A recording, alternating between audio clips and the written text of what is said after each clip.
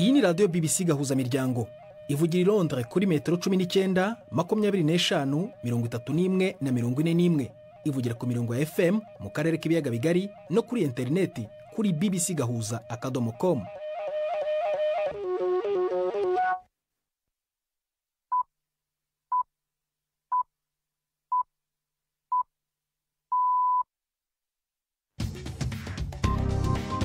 Ubu ni saa 10 n'igice ku isaha mpuzamahanga ya GMT, ni saa 12 n'igice ku masaha yo mu Rwanda no mu Burundi.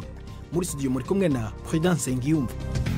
Wiriwe hoteza amatwi BBC gahuzamiryango aho hose ku isi, kaze kuri radio kuri bbcgahuza.com, kuri Facebook live mu buryo bw'amashusho no ku mirongo migufi ya shortwave. Dore ingingo z'ingenzi z'amakuru turambora mu kanya kuri uyu wa mbere tariki ya 4 z'ukwa 12. Perezida wa Tanzania Samia Suluhu Hassan yahagaritse urugendo arimo mu nama yiga kwihindagurika ry'ikirere i Dubai kubera imyuzure n'inkangu byishe abagera kuri 50 mu gihugu cye. Muri Zambia haravugwa inkuru yitabwa muri yombi ry'impunzi y'umunyarwanda Apollinaire Nsengiyumva, ariko ibyo akurikiranyweho ntibiratangazwa ku mugaragaro. Twabashije uko byagenze. Ubwo ari ku gatanu kwa tumuzo ko gatanu winjiramo ku cyumweru kugeza n'uyu munsi, natangazo agaragara n'umutashinga umutekano wo mu gipolisi yivuga impamvu bamufashe icyo ateganya gukora. Turagoroka no ku nkuru y'urupfu rwa Faustin Twagiramungu wigeze kuba minisitiri w'intebe w'u Rwanda watabarutse mu mpera z'icyumweru gishize mu Bubiligi. Hari n'imikino muri biganiro we na Faustin Kwizera.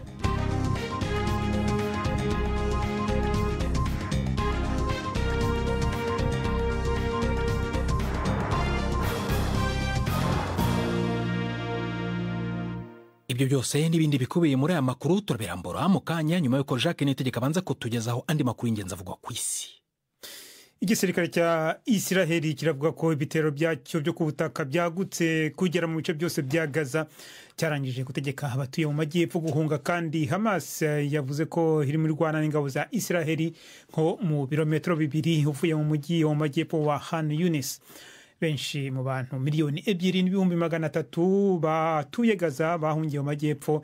Israel maze gutegeka abasivile guhunga amajyaruguru mu minsi ya mbere y'intambara. Ni inkuru ya Yolande Ner mugezweho na Ivete Kabatese. Mu gace gatuwe cyane k'amajyepfo ya Gaza humvikanye ibisasu biremereye cyane nyuma y'aho igisirikare cya Israel gitangiye amabwiriza yo kwimura abantu baho. Umuvugizi wacyo yavuze ko ibikorwa byo guhangana n'umutwe wa Hamas muri ako gace nabyo bizaba bikomeye, mu gihe Leta Zunze Ubumwe za Amerika umunywanyi mukuru wa Israel zahamagariye iki gihugu kurushaho kwirinda kutibasira abasivile. Ibitaro by'umujyi wa Khan Yunis uri mu majyepfo byemeza ko byuzuye abakomeretse. Umuyobozi wa ONU i Gaza atangaza ko abanyapalestine badafite aho bahungira. ONU igereranya ko abanyagaza babarirwa muri miliyoni n'ibihumbi 800 bamaze guhunga. Umuganga ubaga wo muri ibyo bitaro byo mu mujyi wa Han Yunis yabwiye BBC ko byarengewe n'abantu babarirwa mu magana bakomeretse mu gihe Israel iri mu kugaba igitero cyo ku butaka kuri Hamas mu majyepfo ya Gaza.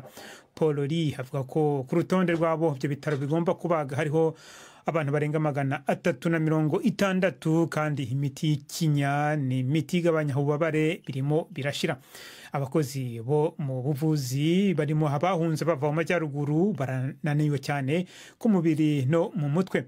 Abataye ingo zabo bagera ku 7,000 bihishe muri ibyo bitaro no hanze yabyo. Ibikorwa byo gushakisha no gutabara birakomeje muri Tanzania nyuma y'imyuzure n'inkangu bikaze mu majyaruguru y'igihugu. Abategetsi baravuga ko abantu batari munsi ya 57 bapfuye, kandi hari ubwoba ko abandi benshi baheze munsi y'ibinonko cyangwa se ibyondo byinshi. Amashusho ya video yerekana ibikoresho byo mu nzu nk'ameza, intebe n'ibitanda n'ibisigazwa by'amazu byatwawe n'amazi mu mihanda. Umuyobozi wo muri ako karere yavuze ko amazu arenga 100 yatwawe naho umurenge wose ukarengerwa. Tanzania n'abaturanyi bayo muri Afrika y'Uburasirazuba byibasiwe cyane n'imvura idasanzwe ifitanye hisano n'ihindagurika ry'ibihe by'ikirere rizwi nka El Nino. Umukuru w'ibiganiro birimo kuba ubungubu by'umuryango w'abibumbye kwihindagurika ry'ikirere Sultan Al-Jabel yisobanuye ku byo hashinjwa na bamwe ko ahakana igice kimwe mu bigize ubumenyi bw'ikirere. Bije bikurikira amagambo yabonetse muri video yanyerejwe igashyirwa ahagaragara, aho yavuze ko nta siyansi yerekana ko hagomba guhagarikwa ikoreshwa ry'ibitanga ingufu bikomoka ku bintu bishira muri gahunda yo kugabanya ubushyuhe bukabije bw'umubumbe w'isi. Mu kiganiro n'abanyamakuru i Dubai, Sultan Al-Jaber yavuze ko yemera cyane kandi ko yubaha siyanse. Nsanzwe nize iby'ubuenjeniyeri, ubumenyi muri siyanse no kubaha siyanse no gukunda cyane siyanse hamwe no kuyemera nibyo byatumye nshobora gutera imbere mu byo nakoze. Ndi umuhinga w'ubutunzi mu byo nize kandi mfatanije gukunda siyanse no kuba enjeniyeri, hakongera ko ubumenyi mfise mu bugwizatunga n'ubutunzi, narashoboye gutera imbere mu byo nakoze. Rero siyanse yabaye ishimikiro ry'iterambere ryanje mu byo nakoze, kandi nibyo ndubaha siyanse mu byo nkora byose. I respect the science and everything I do. Perezida wa Guinea Bissau yasheshe inteko nshinga amategeko nyuma yaho havugiye ko habayeho igikorwa cyo kugerageza guhirika ubutegetsi mu cyumweru gishize. Umutwe w'abasirikare kabuhariwe wo muri iki gihugu cyo muri Afrika y'Iburengerazuba bakozanyijeho n'umutwe w'inkeragutabara bashakaga gufungura umuminisitiri wo mu ishyaka ritavuga rumwe n'ubutegetsi hamwe n'undi muyobozi. Guinea Bissau imaze kubamo kudeta cyangwa ibikorwa byo kugerageza guhirika ubutegetsi 10 kuva yabona ubwigenge muri 74, kandi Perezida Umaro Sisoko Embalo yanasheshe inteko nshinga amategeko umwaka ushize nyuma yo gushinja ruswa abadepite bamwe. Ingabo z'igihugu cya Mali ziravuga ko zasubije nyuma ibitero by'abarwanyi ku migi 4 yo majyaruguru. Zavuze ko ku cyumweru imigi ya La Bezagane, Gosi, Tesarite na Menaka yagabweho ibitero byikurikiranya. Ingabo zavuze ko abarwanyi benshi biciwe Imenaka naho 20 bagatabwa muri yombi. Na ruhande rudafite aho rubogamiye rwari rwabasha kwemeza iyi mibare. Amakuru aturuka mu karere avuga ko ibitero byibasiye Menaka na La Bezagane byakozwe n'ishami ryo muri Sahel ry'umutwe wita leta ya Kisilamu, mu gihe abandi bavuga ko hari umutwe ufitanye isano na Al-Qaeda wa Jenim. Urakoze Jacques Nitegeka kuri ayo makuru ya BBC. Ikaze ku makuru arambuye duhera mu burasirazuba bwa Afrika, aho perezida wa Tanzania Samia Suluhu Hassan yahagaritse urugendo arimo mu nama yiga kwihindagurika ry'ikirere iberi Dubai kubera imyuzure n'inkangu biri mu gihugu cye. Umuvugizi wa perezida Zuhura Yunus yavuze ko abantu bagera kuri 50 mu majyaruguru y'akarere ka Hanang bapfuye nyuma y'ibiza mu mpera z'icyumweru. Madamu Yunus yatangaje asubiramo amagambo yavuzwe n'ibinyamakuru byo mu gihugu ko abantu bakabaka 5,600 bagizweho ingaruka. Inkuru yo kuvuga rwa BBC muragizweho na Faustin Kwizera. Hejuru y'abantu barenga 50 bamaze kumenyekana yuko bahasize ubuzima. Amazu n'inyubakwa byarononywe n'iyo mvura y'isegenya yasize kandi yononye imirima ibigiye kuzobangamira imibereho y'abantu. Abajejwe gutabara baharugwa mu majanane barungitswe mu karere ka Hanang nk'uko bivugwa na leta. Ariko Zuhura Yunus, umuvugizi wa perezida, mu itangazo ryiwe ry'uyu munsi yavuze yuko abo bajejwe gutabara bibagoye cyane kubera hari ahamayira y'itumatumanako n'amabarabara basanga yacitse. Muri iryo tangazo ryiwe, umuvugizi wa perezida avuga ko Perezida Samia yarasanzwe ari Dubai mu nama kwihindagurika ry'ibihe, yafashe ingingo yo kuba yarayihagaritse agasubira muri Tanzania vuba na vuba kuraba izo ngorane z'akaga kadutse ku gihugu. Perezida Samia yari mu gitigiri c'abakuru b'ibihugu bari bakoranye muri iyo nama y'ishirahamwe mpuzamahanga kuganira ku bibazo bifatiye kwihindagurika ry'ibihe. Inama y'uno mwaka COP28 yatanguye ku itariki 30 z'ukwezi guheze ikazorangira ku itariki 12 z'uku. Madame Yunus yavuze kandi yuko perezida yategetse leta yiwe kuriha amafaranga kenewe mu gushingura abishwe n'iyo myuzuri hamwe n'imisozi yasidutse no kuvuza abakomeretse ndetse no gucumbikira abo amazu yabo yabomotse. Dr. Godwin Mollel, icegera c'umushikiranganje w'amagara y'abantu muri Tanzania, yavuze yuko hari umugwi w'abaganga n'abandi bo mu buvuzi barungitswe gutabara kandi ko ibikorwa biriko bigenda neza n'abakomeretse bamwe bamwe bariko baratora gahengwe. Imyuzure ivuga ko ari co cago kinini ca mbere gikunze gushikira abanyatanzania, ahaba harugwa mu bihumbi bashikirwa n'ivyo vyago buri mwaka. Akarere ka Afrika y'ubuseruko karahuye n'imyuzure no kubomoka kw'imisozi muri 2023 ahanini yatewe n'ibihe vy'imvura idasanzwe bita El Niño. imvura Tanzania yabonye mu kwezi guheze ntiyari isanzwe, yari ishirasambura mu muji mukuru wa Dar es Salaam no mu bindi bice. Imirima yaratwawe hamwe kandi abajejwe kugendereza ikirere muri Tanzania bavuga yuko imvura nyinshi izokomeza kuboneka no muri uku kwezi. Tujye mu Bubiligi ahatangiye icyumweru cya nyuma cy'urubanza rw'abagabo babiri b'Abanyarwanda Faustin Twahirwa na Pierre Basabose baregwa ibyaha bya jenoside mu Rwanda mu 1994. Kuri uyu wa mbere urukiko rwumvise uruhande rw'ubushinjacyaha mbere y'uko izindi mpande zumvwa kugeza ku munsi wa nyuma w'iburanisha uteganyijwe tariki ya 11 z'uku kwezi. Nkuru ya Alain Majesté Barenga wari mu rukiko i Bruxelles. Catherine Gojan mushikirizamanza kizigenza w'Ububirigi mu masaha arenga 3 yabwiye inyankamugayo z'urubanza guhozamarira abahuye n'amabi ya jenoside mu Rwanda. Mu gacere gadasanzwe karangwa muri sentare yagize ati abagabo babiri mubona Faustin Twahirwa na Pierre Basabose bafashe ya mbere mu gonyi ibihumbi by'abantu babazize uko bavutse. Mwarumvirije ibyabona byaba bijana, mwarumvirije abahinga n'amatohoza, mwararavye amaresi y'ibyabaye nukuri abantu nk'aba bafashe ya mbere bakwiye guhanwa kurya abakoze ibyaha bya jenoside y'abayahudi bahanywe. Ibyo ariko abaregwa bari muri sentare basa n'abatemeranya n'umushikizamanza kizigenza, aho rimwe na rimwe Pierre Basabose na Faustin Twahirwa bazunze umutwe. Nayo imiryango yabo yarishikiye kumvizwa urubanza, bamwe byabanse mu nda batangura kwimyoza. Biba ngombwa ko abajejwe umutekano bari bacunze imbere n'indani ya sentare babibutsa ko kizira kugicushikije muri sentare.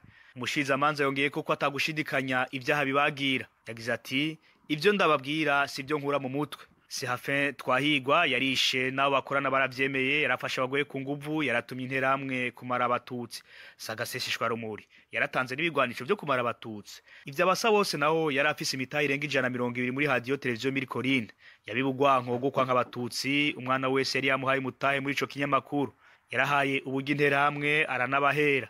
Abagabo babiri bahungiye mu Bubiligi barabesha mu gusaba ubuhungiro, bari baje kubinyegeze ubutungana. Bitekanje ko ku munsi w'ejo hazohabwa ijambo rya nyuma abunganira Faustin Twahirwa. Abunganira Basabose nabo bazokumvizwa ku munsi wa gatatu, hanyuma abunganira nabo basaba indishi bumvizwa ku munsi wa 4 genekezo gindwi kwezi kwa 12. Abaregwa bobo bitegekanje ko bazohabwa ijambo rya nyuma itariki 11 z'ukwezi kwa 12, umunsi wa nyuma wo gusozera urwo rubanza.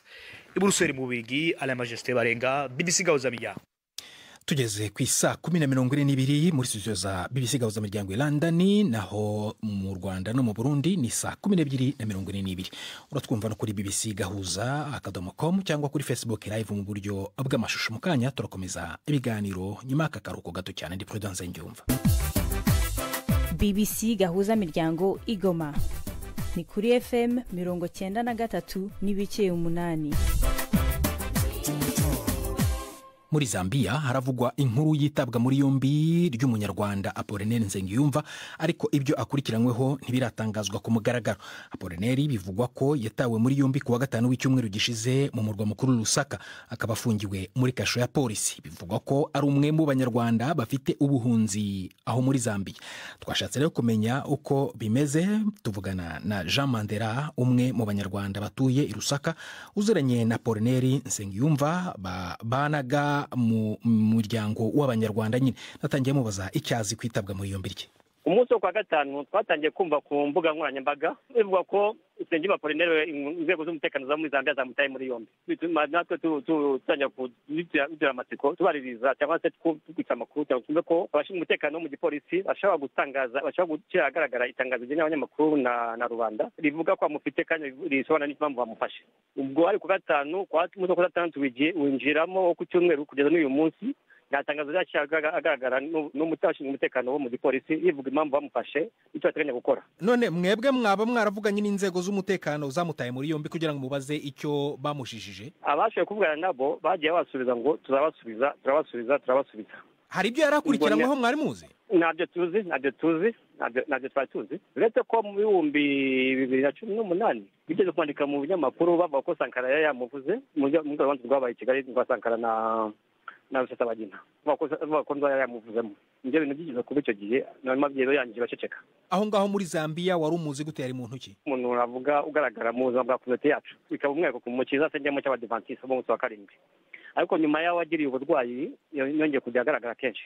kubera ko urwaye yigeze kugira icyo bita stroke byabaye inshuro kabiri donc yagabanyije ari kugaragara kugira ngo yite ku buzima bwe butari bumworoheye kugeza uyu munsi rero leta ntabwo ugeze igihe itangaza giteye amatsiko ni uko muri aya masaha ya nyuma ya saa sita umugore umwunganira mu by'amategeko witwa yibanda yabwiye abanyamakuru ko bashaka kumukorera extradition no kumwohereza mu Rwanda ariko ikavuga ati n'ubwo bose babishaka ntabwo kugeza kuri iyi saha ntabwo yaduha lisite y'ibyaha bamwagiriza ubwo yatubwira ko nyuma yagomba gukorana n'abo mu biro bikuru by'igipolisi kugira ngo bongere baganire bano babaye ibyo bamurega irisite y'ibyo bamurega banamusobanurire ibyo bazakora n'azabyana mu rukiko cyangwa se afite ubundi buryo hanyuma aramubajije se niba ibyo bitabaye ashobora kujya kubatanga akajya mu rukiko kugira ngo akore icyo bita bias corpus baratubwira ati iminsi imaze kujya iminsi ikize atekereje ko igipolisi kibabwira ibyo bamurega bakababwira ko kwa naho n'umunsi bazajyana mu rukiko noneho bakariho bahurira none ubu ngubu muzi aho afungiye muri iki gihe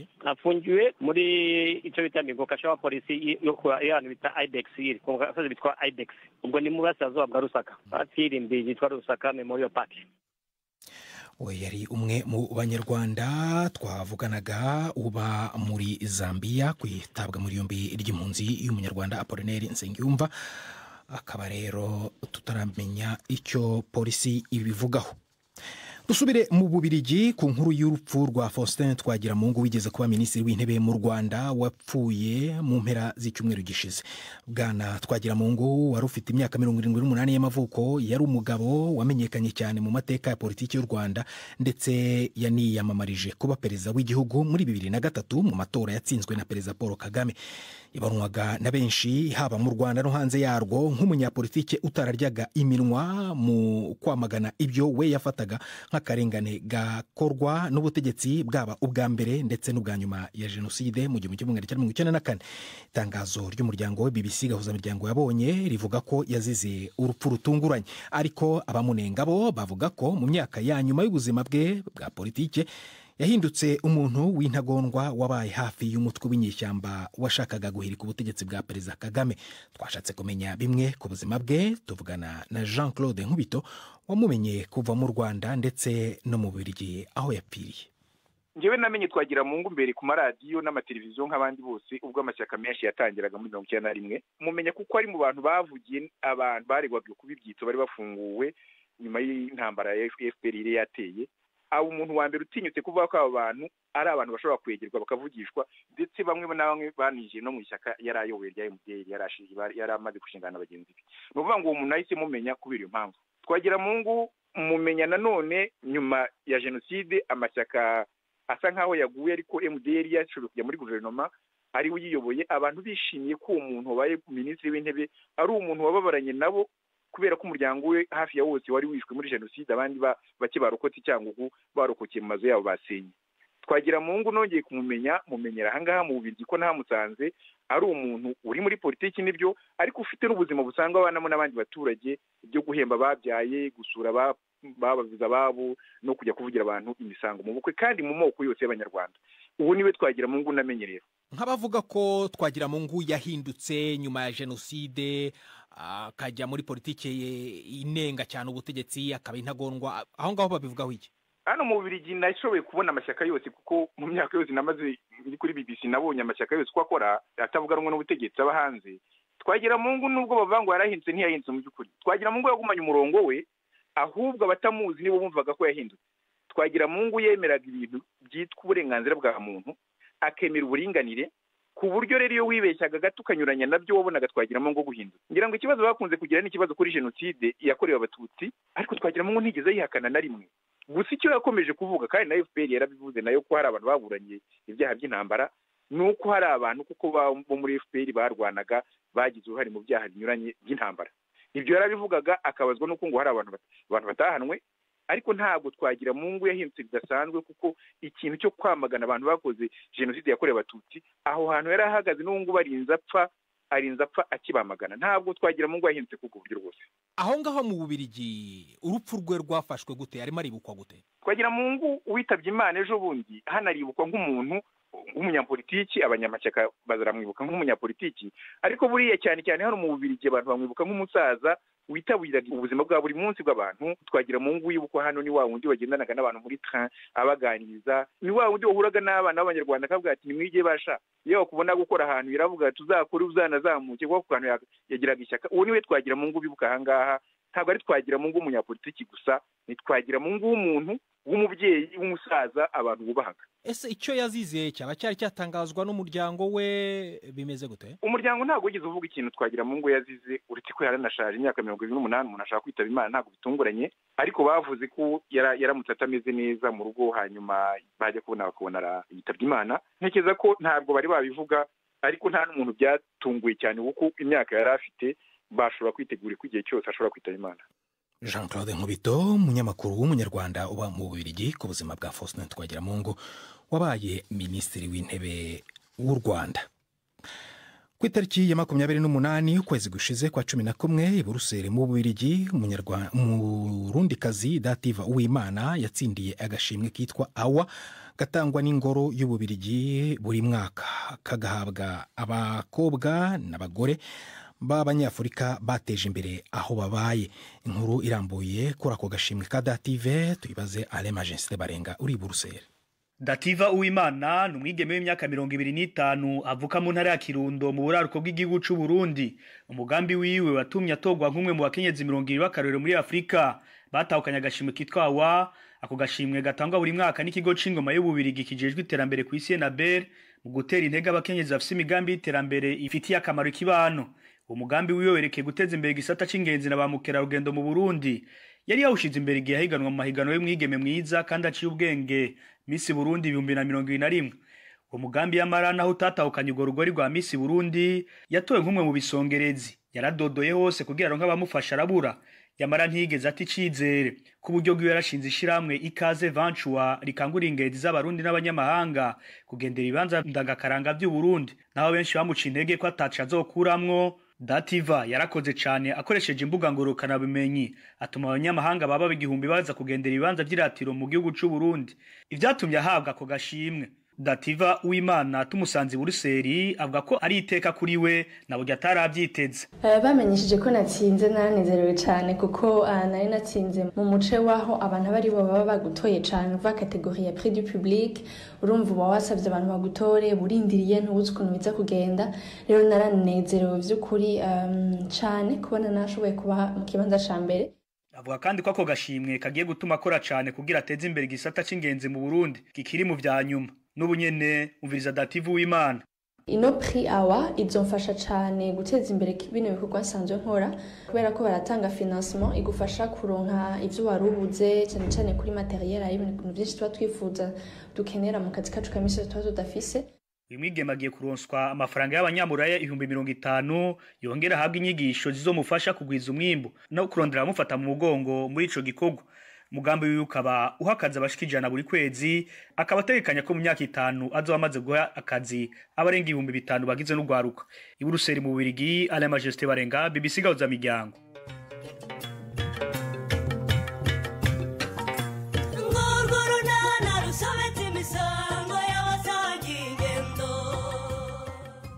Mu kiganiro nacyo kuri wa kabiri twabateguriye oya nimwacuruza muhomba ariko mushobora kureba uko mwatanga ingano nto buri wese ashobora kwigondera.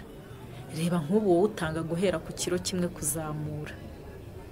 Ubwo urashaka kuvuga ko nzajya ntanga utunusu? Nusu gusa se ahubwo ugatanga nirobo na nusuro. Ikibazo si icyo bude. Ikibazo aho gihereye ndahazi rwose kuko atanazi yarahambwiye. Yakubwiye se ko biterwa n'iki? Ni 12:45 kuri BBC. No mwanya wavugwa mu mikino, ijambo ndihe Yves Bucyana i Kigali. Imikino kuri BBC gahuzamiryango. Mwerewe mwese abateze amatwi BBC. Mere mu mikino ya Sekafa y'abatarengeje imyaka 18 ibera mu mujyi wa Kisumu mu gihugu cya Kenya. U Rwanda ruzahura na Uganda ku munsi w'ejo. Umukino wa kimwe cya kabiri ni nyuma y'uko u Rwanda rubonye itike ya kimwe cya kabiri rutsinze Sudan ibitego 3-0. Kenya yo izahura na Tanzania mu wundi mukino wa kimwe cya kabiri. Umutoza Kayiranga Batista avuga ko ari umukino utazaba woroshye, afite uko abona ikipe bazahura ya Uganda. Dusoje imyitozo ya nyuma, gahunda yindi ni match ejo n'Abagande, ikipe ikomeye ifite imbaraga, ikipe ifite uburyo bw'imikinire buri compliqué, bidusaba ko natwe tuba twuzuye cyangwa se tutari hasi cyane kugira ngo tuba challenging, kuko iyo ari uko ari knockout biba bishoboka, burya bishoboka nabicyo gihe ngo abagifite nubwo baba bakurusha imbaraga cyangwa se bakurusha imikino, koko uburyo bwose barabufite, bafite abakinnyi bafite gabari, bafite amataye, bari aggressif, bari technique. Rero guhera kuri defense, guhera ku muzamu tugomba gushyiramo imbaraga.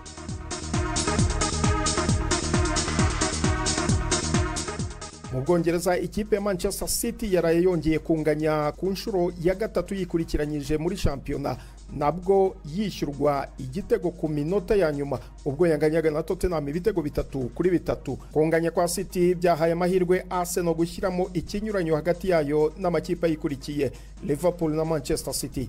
Liverpool nayo yari yashyizwe ku munigo na Fulham, yayigobotoye ku munota wa 88 ku gitego cya kane cyatsinzwe na Trent Alexander-Arnold, mu gihe amakipe yombi yanganyaga 3-3. Nabwo Liverpool ivuye inyuma y'ibitego 3-2 yari yatsinzwe kugera ku munota wa 80. Ubu Liverpool ni ya kabiri n'amanota 31 irushwa na Arsenal amanota 2, mu gihe Arsenal irusha City amanota 3. Arsenal yo yari yatsinze Wolverhampton ibitego 2-1 ku wa gatandatu. Hagati aho ikipe ya nyuma ku rutonde rw'agateganyo Sheffield United ishobora kuza kuba yatandukanye n'umutoza wayo Paul Heckingbottom mu gihe cy'amasaha 28 ari imbere. Ni nyuma yo kunyagirwa na Burnley ibitego 5-0 ku wa gatandatu. Sheffield United ifite gusa amanota 5, ikaba imaze gutsindwa imikino 11 mu mikino 14 imaze gukina. Uwahoze ari umutoza wayo Chris Wilder ari mu bashobora guhabwa uwo mwanya. Mu isiganwa rya marato, abanya-Ethiopia Sise Lema na Woknesh Degefa batsinze marato ya Valencia yabaye ku munsi w'ejo. Sise Lema yakoresheje amasaha 2 n'iminota 0:1 n'amasegonda 48 atsinda umunyakenya Alexander Mutiso we wakoresheje amasaha 2 iminota 0:3 n'amasegonda 11. Mu bagore, Woknesh Degefa we yakoresheje amasaha 2 iminota 15 n'amasegonda 51, asiga bagenzi be babiri bamukurikiye nabo baturuka mu gihugu cya Ethiopia. Nsoreze muri tennis, Rafael Nadal yemeje ko azagaruka muri tennis yo kurushanwa ku rwego mpuzamahanga mu irushanwa rya Brisbane nyuma y'umwaka umwe ari hanze y'ikibuga kubera imvune. Ay'imikino y'uyu munsi nahanya soreje Gendi Yves Bucyana.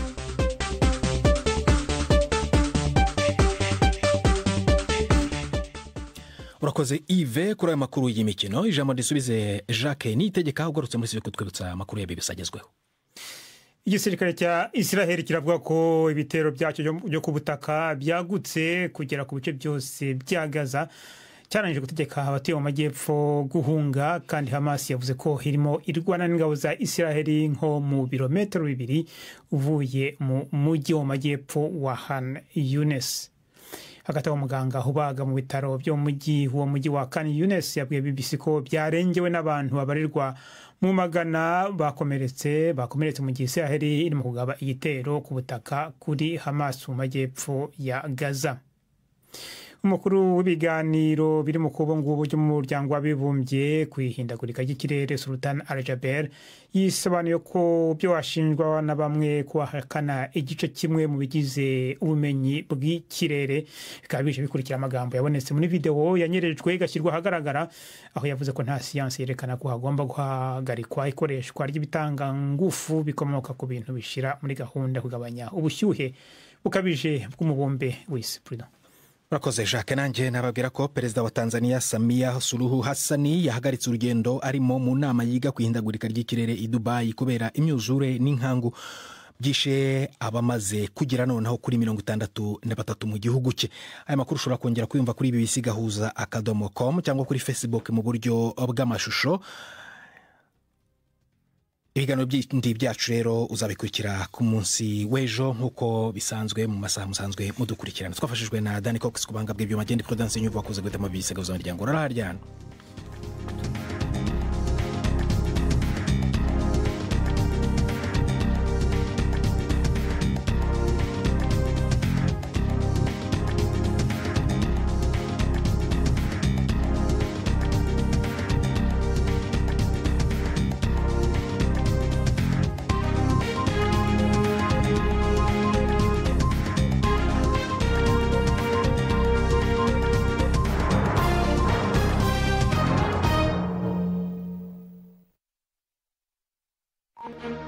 Thank you.